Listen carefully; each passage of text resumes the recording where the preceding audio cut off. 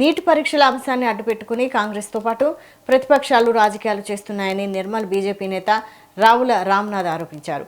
దేశాన్ని అస్థిరపరిచే కుట్రలు జరుగుతున్నాయని విమర్శించారు. నీట్ పరీక్షల అంశాన్ని ప్రతిపక్షాలు రాజకీయ ప్రయోజనాల కోసం ఉపయోగిస్తున్నాయని రామ్నాథ్ ఆరోపించారు. కమ్యూనిస్టులు, దేశ వ్యతిరేక శక్తులు దేశాన్ని విడగొట్టే ప్రయత్నం చేస్తున్నారని, ఆర్టికల్ 370, ఆర్ఎస్ఎస్ వంటి అంశాలను అనవసరంగా ప్రస్తావిస్తున్నారని విమర్శించారు.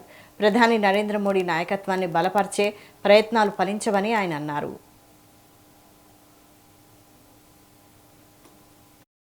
అభివృద్ధి చెందుతున్న దేశాలలో ఇలా మొట్టమొదటిసారిగా అన్ని దేశాలను కాదని చెప్పేసి ముందుకెళ్తున్నటువంటి సందర్భంలో, అదేవిధంగా ఆర్థికంగా 3వ స్థాయికి ఎదుగుతున్నటువంటి క్రమంలో ఈరోజు ప్రపంచ స్థాయిలో భారతదేశాన్ని అణచివేయడం కోసం జరుగుతున్నటువంటి కుట్రలో భాగంగా ఢిల్లీలో జరుగుతున్నటువంటి అల్లర్లే దీనికి నిదర్శనం.